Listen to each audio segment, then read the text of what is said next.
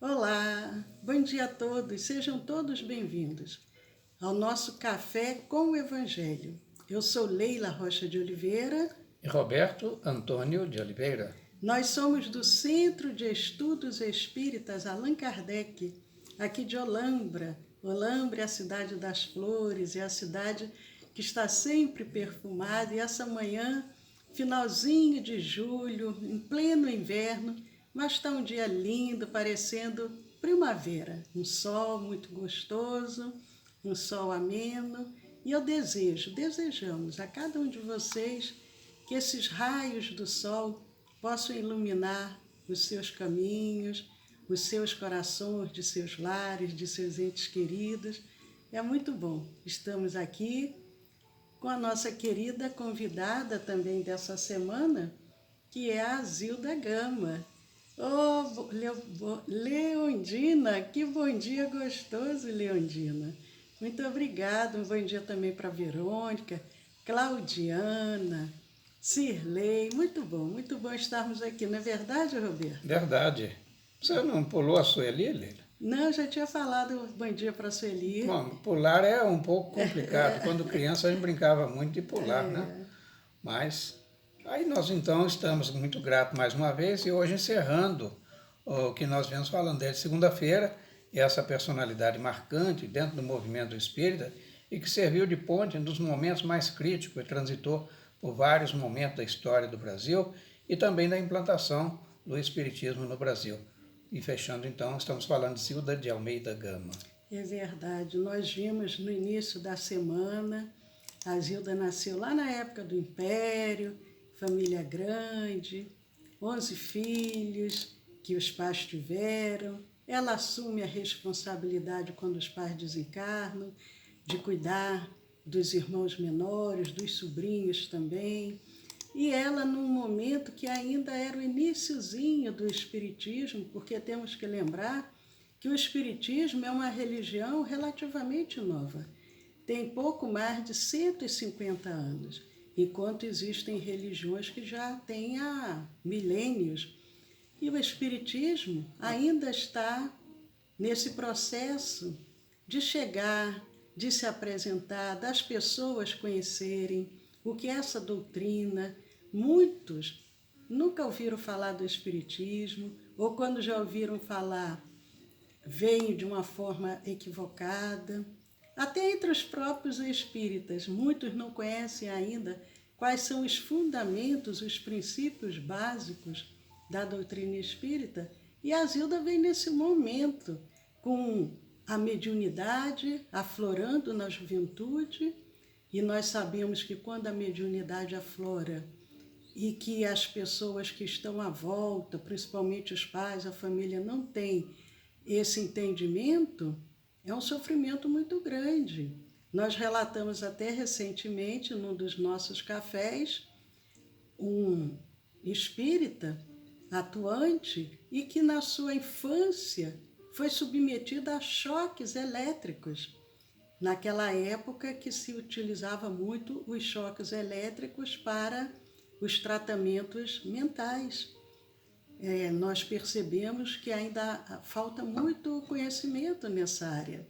E a Zilda, ela veio nesse momento assim de muito desconhecimento, mas ela, autodidata, pode-se dizer, esses espíritos mais iluminados geralmente são autodidatas, ela lia muito aqueles clássicos que nós comentamos, Leon Denis, Gabriel Delane e muitos outros, porque temos que lembrar que o Espiritismo estava chegando ao Brasil. Ainda não existiam as obras de Chico Xavier. Chico Xavier estava com 2 aninhos quando Kardec se manifesta para a Zilda Gama. E então ela se orientava por aqueles espíritas da primeira hora, aqueles franceses. Inclusive, ela relata que nos momentos de muito sofrimento, de muitas dores, o Leon Denis, com o livro O Problema do Ser, do Destino e da Dor, foi um grande consolador, orientador para ela. Vimos que ela, da cidade de Juiz de Fora, mudou para Além Paraíba. De Além Paraíba, Você pulou São João del Rei. foi para São João del Rei. Sem falar em Tapetininga de Minas. É muita coisa. Aí foi para Além Paraíba, de Além Paraíba foi para o Rio de Janeiro. Ela já com 53 anos. Depois Mesquita, né? Então, eu vou chegar lá. Ela, como é que fala? Uma feminista, atuante, mas ela fica no Rio 15 anos. Escrevia para os jornais aquilo que nós comentamos, grandes jornais muito bem respeitados, o Jornal do Brasil. Escrevia para... Pode falar. Então, já ali ela aposentada, as lides pedagógicas, né, de ensino, e aí pode se dedicar mais à doutrina também, em tempo integral. Por isso, aí ela muda para o Rio de Janeiro, que era onde pulsava a vida e todos os movimentos sociais. Em todos os sentidos, a capital da República, né, o Rio, era o lugar que realmente tinha o maior movimento. Ela fica durante 15 anos. Se ela foi para o Rio em 1931, com 53 anos de idade, depois ela muda para Mesquita. Mesquita, na época, imagino que devia ser... Bom, deixa eu ver, se ela foi em 31 com 15 dá... 46, logo após a guerra. Então, Mesquita devia ser assim, um lugar muito simples, muito distante. Falamos sobre Leopoldo Machado, né, que é ali de Nova Iguaçu, que já não era grande coisa. Mesquita, próximo, ainda hoje, né, menor. E o Leopoldo foi mais ou menos também nessa época, né, que o Leopoldo conviveu ali em Nova Iguaçu. Mas a Zilda, eu não sei se vocês tiveram essa oportunidade de se conhecerem como encarnados, mas a Zilda, ela foi para Mesquita, que eu até comentei aqui, que foi justamente a cidade onde eu completei o meu como é que fala? O meu curso normal, né? Curso normal, o normalista. Curso normal, né? Porque eu morava relativamente próximo, apesar de que eu tinha que tomar, tudo era complicado naquela época, né? Hoje em dia ainda mas eu tinha que tomar 2 ônibus para poder chegar na escola, 2 ônibus. O Roberto não. O Roberto era um atleta, então ele caminhava 12 quilômetros para a escola, mas eu ia de ônibus. Gente, nem bicicleta não podia ter, né? Então era a vida bem apertadinha. Era bem apertada. Mas vamos falar então da Zilda Gama? Então, mas só para lembrar, porque quando ela, eu tô nesse comentário, porque quando ela vai para Mesquita, ela fica ali uns anos, mas depois um daqueles sobrinhos, provavelmente deve ser um daqueles sobrinhos que ela criou, acabou se tornando como uma mãe, ele convence a tia a voltar de novo para o Rio, que eu acho, para a capital, né? Porque ele deve pensar, tia, pelo amor de Deus, vamos para um lugar mais, que tenha mais movimento, o Mário Ângelo, né? Mais condições. Então ela fica ali em Mesquita, ela vai para Mesquita já com 68 anos. Não sei por que ela quis ir para Mesquita, se ela queria ir para um lugar bem tranquilo, mas ela fica ali um tempo, alguns poucos anos, e o sobrinho convence ela a voltar novamente para o Rio. Mas nós vamos falar hoje também um pouco de um livro, um dos livros, que ela deixou tantos livros através do Vitor Hugo. Aí a gente vai comentar um pouquinho de algum desses livros e vamos depois dizer, lá no mundo espiritual, segundo revelações, em que ela está trabalhando. Mas você gostaria, Roberto, de comentar, porque ontem nós comentamos um pouquinho, lemos um trechinho desse livro aqui, Almas Crucificadas. Até dissemos que essa publicação a primeira publicação foi de 1946. 46, foi o ano que ela vai para Mesquita. Vai para Mesquita, né? Coincidência, né? Almas Crucificadas. Ela devia estar em busca de bastante sossego para continuar suas obras. Os chamados retiros, né? Exatamente. Mas então, Leila, vamos começar por este mesmo, né? Pode ser. Vamos comentar uns 2 ou 3 livros só. Porque são vários, mas muitos, aliás, são vários, são muitos. Mas então, no Almas Crucificadas, essa é uma trama, e como disse, não são obras de ficção, são fatos, né, reais, ocorreram, mas então dá-se uma pincelada rápida, diz assim, ambientada no final do século das Cruzadas, e a gente sabe o que ocorreu na época das Cruzadas, né? Narra o drama do conde Cláudio Solano, que se apaixona pela esposa de seu melhor amigo e o mata na esperança de ficar com o fruto do seu descontrolado sentimento.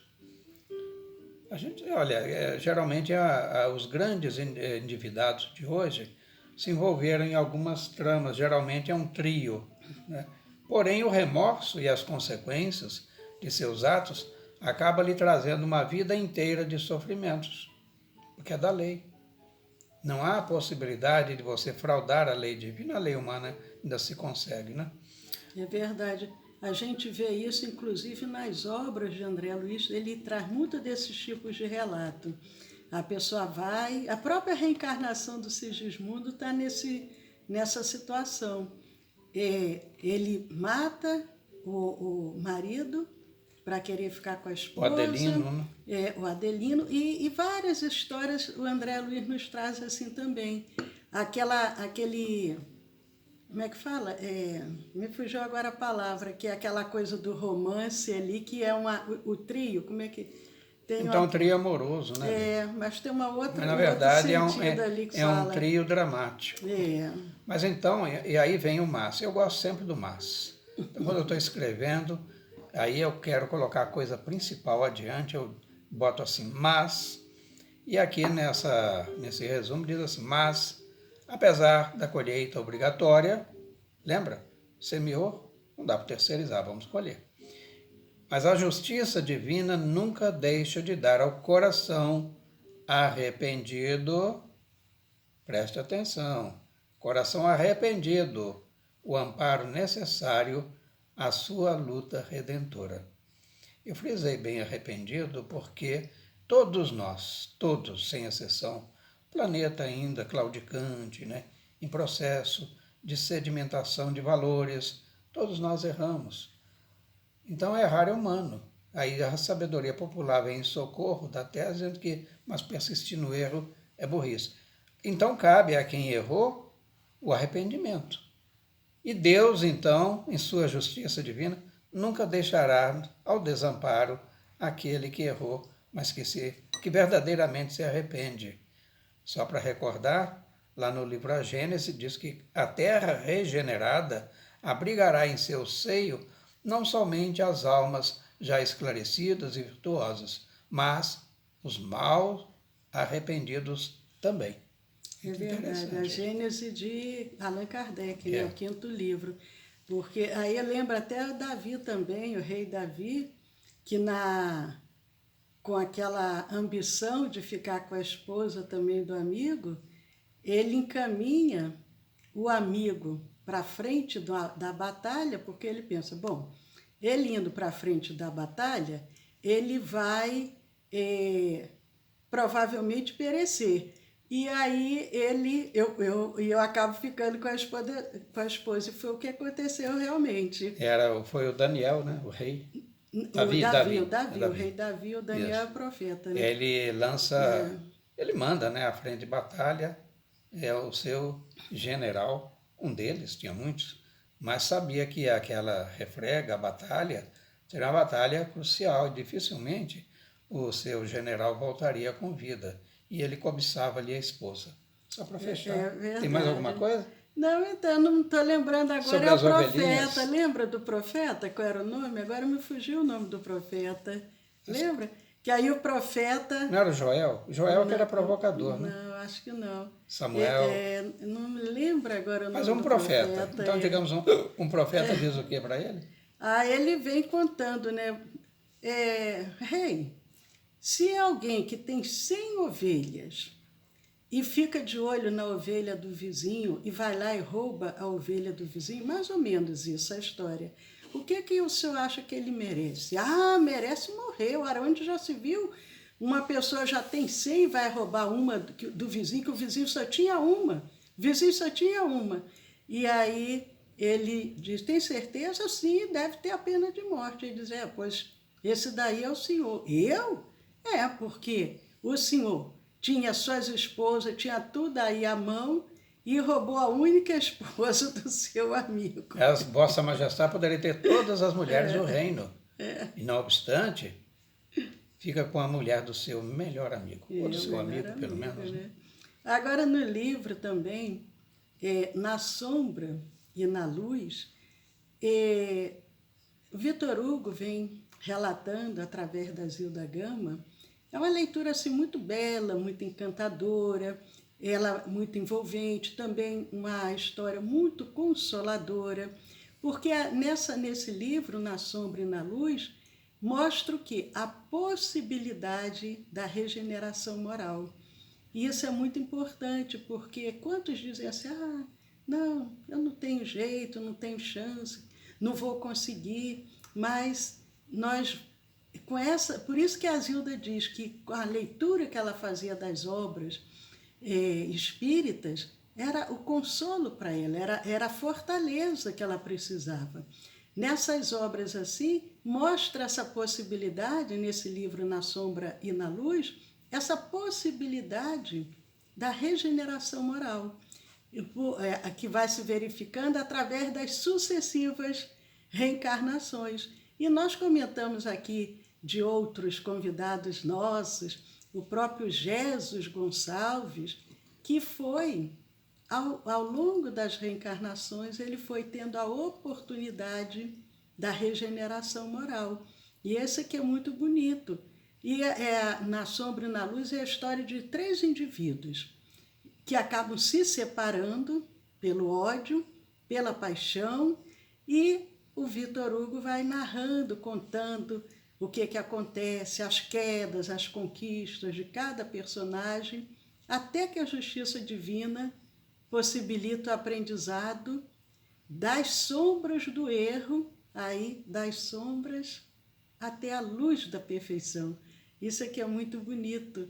Essa obra que é a primeira obra que marca o início da produção psicográfica da Zilda Gama.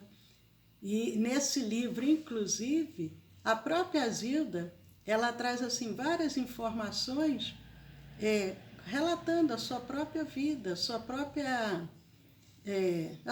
trajetória. Mas nós vamos comentar somente mais umzinho aqui, só um pedacinho dele, porque o nosso tempo está encerrando e a gente tem que deixar para vocês um gostinho para poder buscar essas obras, buscar essa literatura que é tão envolvente e tão auxiliadora para as nossas dificuldades, para as nossas dúvidas. Então, vale a pena. Gostaria de comentar mais um, Roberto? Sim, só que falando em livros, e você falou um que serviu para ela, Zilda Gama, de um norte, de um refrigério, de um consolo, um conforto, que é o livro do Leon Denis, O Problema do Ser, do Destino e da Dor.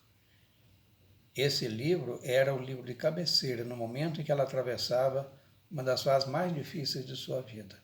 Também ela não narra, não descreve, não detalha que momentos eram estes. Porque a descrição, a humildade, ela é um apanágio das almas já iluminadas. Agora, nós falamos também dela e fazemos de maneiras a conta-gotas, porque não há uma biografia específica sobre a Zilda Gama, né, Leila? Nós vemos muitos livros que falam alguma coisa, temos algumas notas pontuais aqui e ali. Mas vamos no livro do Supremo, só um trechinho mais desse livro para a gente dizer o que acontece no final da sua trajetória aqui como encarnada, né? No livro do Suprema foi ambientado, porque nós temos sempre um pano de fundo, vamos assim chamar, como se fosse realmente um retrato daquela realidade, porque então é ambientado na poderosa Itália dos Césares. A gente só sabe que é onde, naquelas cortes onde imperava o Fausto, a luxúria, os deboches, né? Os excessos de toda a ordem, e onde, de permeio com a devassidão e a crueldade, destacam-se exemplos de nobre heroísmo e relatam experiências seculares de um grupo de espíritos entrelaçados por sentimentos de amor e ódio, retratando uma existência no curso dos tempos que se desdobra antes e depois da vinda do Cristo. Também é uma valiosa prova da veracidade da justiça divina e é onde há uma consistência muito forte da lei de causa e efeito que aí se evidencia. É um momento assim muito interessante, muito lindo também esse livro, mas nós vamos falar agora do que acontece com a Zilda Gama nos seus últimos anos de vida. Em 1959, a Zilda Gama estava com 81 anos. 81 anos. Ela viveu bastante. Em 59, eu já estava nascida, ela sofre um derrame cerebral, um AVC. E em função desse derrame, ela Aliás, passou... 81 anos. 81. Uhum. Ela passa a viver numa cadeira de rodas. Ela só conseguia movimentar os braços. E ela fica na cadeira, na cama. E esse sobrinho, o Mário Ângelo de Pinho, que era aquele sobrinho que estava mais ali à frente, que mais dedicado, que lhe fazia companhia, ele ficou cuidando da Zilda até o final, e ela vive até 91 anos. Ela vive mais de 10 anos depois desse AVC que ela tem. Mas foi assim um trabalho de sacerdócio que a Zilda teve nessa última reencarnação, uma médium muito íntegra, muito séria, muito determinada, mas no mundo espiritual, Roberto, você sabe me dizer o que acontece? O que ela está fazendo lá no mundo espiritual, segundo relatos que tem se falado sobre ela? Ou você gostaria que eu comentasse sobre isso? Então, você pode ficar à vontade. Agora, só vou dar uma dica, né? E você entra com a narrativa, que foi uma companheira de peso, então, no sentido de que trabalhou muito pela doutrina espírita, mas não no Brasil, que ela reencontra na espiritualidade. É verdade. Segundo relatos, ela agora trabalha no mundo espiritual com nada mais, nada menos do que a Doce Gabi, Amélie Boudet, né? Amélie Gabrielle Amélie Boudet, Gabi. Ela, a esposa de Allan Kardec. Elas junto trabalham no mundo espiritual em benefício, numa daquelas colônias, em benefício das crianças.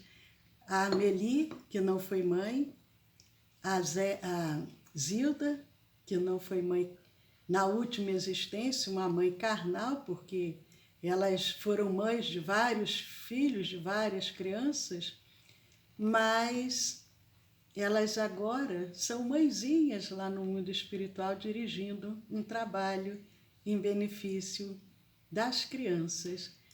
Nós concluímos a nossa semana falando sobre essa médium de tanta importância para o nosso movimento espírita. Espero que vocês tenham gostado. Aproveitamos para mandar um abraço para Ana, eu acho que é isso. Um abraço para o Arnaldo, um abraço, a Sueli dizendo o ano dela. O ano da Sueli foi 59, ano de 1959. Sueli, somos do século passado. Não, mas a maioria né? Até eu brinco assim, eu digo, eu sou do século passado, meu neto diz, mas eu também, vó. Então não estamos tão distantes. A Cirlei disse que despertaram nela, né, na Cirlei, a vontade de ler Zilda Gama.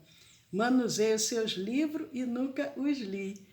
Então, que bom, né, o Cirlei? Está redescobrindo tesouros, né, Cirlei? Que bom. É verdade. Mas Então, mandando um abraço para a Janete, para todos vocês que estão aqui. A Claudiana. Claudiana, não sei se é a primeira vez que você está aqui conosco, mas é um prazer imenso.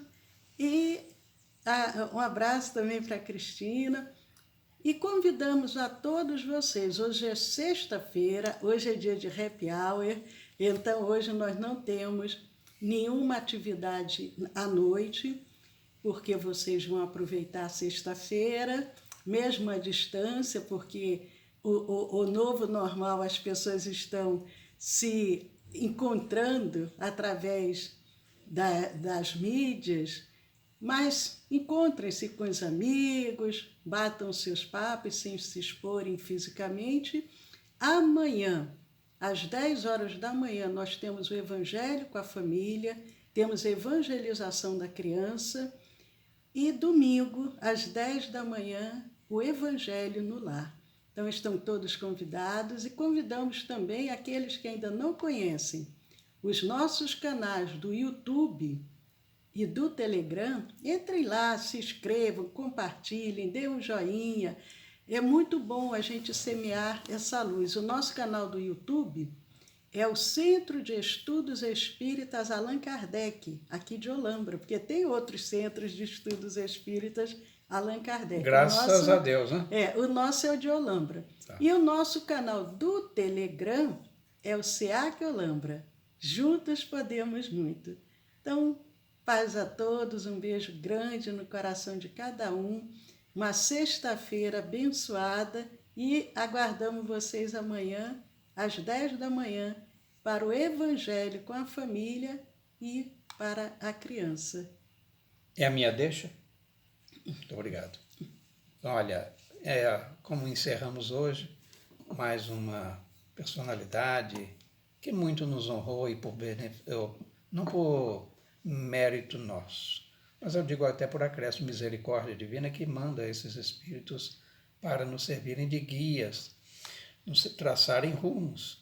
E observem que a grande maioria deles não era portadora de títulos universitários e trabalharam na área da educação. E temos um hoje ainda entre nós, submetido a uma cirurgia recente, graças a Deus recuperando bem. Falamos de Valdo Pereira Franco, mas não podemos esquecer outros tantos, né? O Chico Xavier, vê agora falando da Zilda Gama, e lá a Alta de Souza, Anália Franco, nós já abordamos aqui.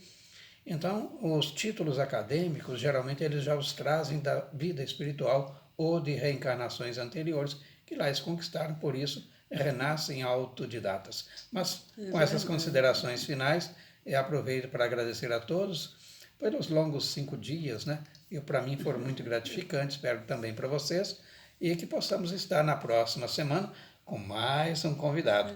Quero uma carta na manga, né? E aí já é agosto, né? O que agosto nos reserva? Estaremos em agosto. Já temos um convidado que já aceitou o convite. Então, muito obrigado, dizia eu, e agradecido sempre pela graça divina de podermos estar juntos neste meio de comunicação, enquanto estamos distanciados socialmente. Um abraço, bom fim de semana a todos e até segunda, com votos de paz sempre renovados.